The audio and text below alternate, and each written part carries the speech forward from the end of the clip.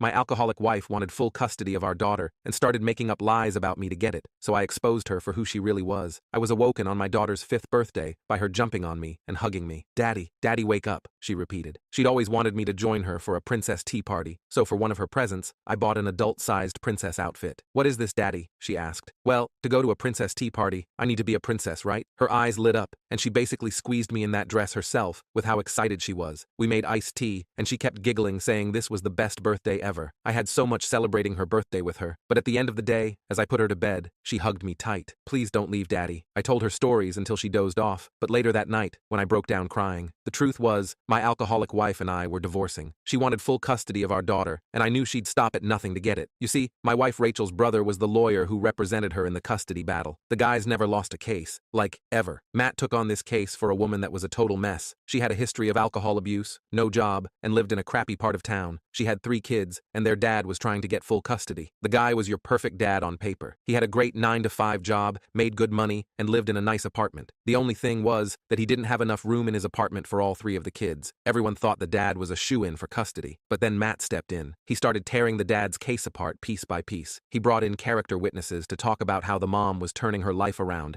and how much she loved her kids. He made her look like a hero who was battling her demons for the sake of her children. But the craziest part? Matt somehow turned her addiction into a positive. He argued that her previous struggles made her more empathetic and determined to protect her kids from going down the same path. He convinced the court that the mom's tough life made her a stronger and more loving parent. Despite all odds, Matt won the case. The mom got custody of the kids. Knowing all this, I was terrified. If Matt could win a case like that, what chance did I have? But I knew I had to fight for my daughter Lily, no matter how good Matt was. During the court proceedings, Rachel lied through her teeth. She said I was drunk all the time and couldn't take care of Lily. Meanwhile, Rachel was the one with the drinking problem. She spun this whole story about me being this irresponsible, stumbling drunk. Then, she accused me of mistreating her throughout our marriage. She told the court that I was verbally abusive and that I made her life miserable. None of it was true, but she had this sob story all lined up, complete with fake tears and everything. She painted herself as the victim. Rachel even went so far as to say that I neglected Lily. She made it sound like I was some negligent, careless father who couldn't be bothered to take care of his own kid. The worst part was Matt backing her up. He twisted every piece of evidence and every bit of testimony to make me look bad. He brought in so-called witnesses who claimed they saw me drunk or heard me, but her testimony was needed. We were sitting in the courtroom, and Lily was called to the stand. After the judge asked her a few questions, it was time for her to speak. Lily said, "I love my daddy so much. He's the best daddy in the whole world. He makes me good food every day. He reads bedtime stories every night. I want to stay with daddy." When the judge asked about her mother, she said, "Mommy loves me too, but she doesn't like to play dolls with me. She sleeps a lot, and I can't wake her up. And sometimes she gets mad and yells, but daddy never yells." Lily's innocence and honesty were heartbreaking. She didn't understand all the legal stuff, but she knew what it felt like to be cared for and loved. Her testimony was simple, but incredibly powerful. As Lily left the stand and came back to sit with me, I hugged her tightly and told her how proud I was of her. Her words had cut through all the lies. This was something that Matt couldn't fake. It was a turning point in the case, and it gave me hope. The judge took everything into consideration, including Rachel's behavior in court and Lily's testimony. Meanwhile, Rachel's desperation led her to more extreme measures. She faked injuries and claimed I was the one who injured her, but her lies started to unravel when inconsistencies in her stories were exposed. My lawyer played the recordings I had made of my phone calls with Rachel. In these recordings, Rachel's true nature came out. You could hear her slurring her words, yelling irrationally, and making threats. The real kicker was when my lawyer showed the photos and videos of Rachel showing up drunk to supervised visits. There she was, in front of the whole court, stumbling and incoherent. She played the video in its entirety. I looked at Rachel while she watched herself cause a scene. She sunk down and tried to make herself appear smaller. Rachel's face went pale as the evidence was laid out. She tried to interrupt and explain away the recordings and the photos, but it was clear to everyone in the courtroom that her facade was cracking. The final blow came when my lawyer called one of Rachel's own friends to the stand. This friend reluctantly admitted that Rachel had a serious drinking problem and had often confided in her about how she felt bad at times for manipulating the court case. She even mentioned how Rachel had laughed about turning my own parents against me. The courtroom was silent as the weight of this testimony sank in. Rachel's lawyer, her brother Matt, looked visibly flustered for the first time. He tried to regain control, but the damage was done. The judge looked at Rachel with disapproval. Rachel started to lash out. She made desperate attempts to deny the evidence, but her stories were too inconsistent. She kept getting caught up in lies. She claimed the recordings were fake, fake and that the photos were staged, but her points were weak and desperate. The judge took a moment and said that the evidence presented had shown a pattern of instability and dishonesty that could not be ignored. It was like music to my ears. Rachel's lies were unraveling right before her eyes, and there was nothing she could do to stop it. For the first time, I felt a bit of hope that Lily could stay with me. My lawyer also shared moments from my life with Lily, including photos of our camping trips, her school achievements, and our quiet evenings reading together. The judge began to see through Rachel's lies and manipulation. This final court session felt tense. Rachel's brother tried again to paint me as an unfit father, but the evidence against Rachel was too strong to ignore. The judge called for a recess and took time to review all the evidence and testimonies. As I sat in the hallway, the only thing that calmed my nerves was looking at a picture Lily had drawn of the two of us. I felt a small hand slip into mine. I looked down to see Lily. She told me that everything was going to be okay. I told her that all the time, and now she was trying to comfort me the same way. The judge returned, and everyone filed back into the courtroom. He acknowledged the difficulty of the situation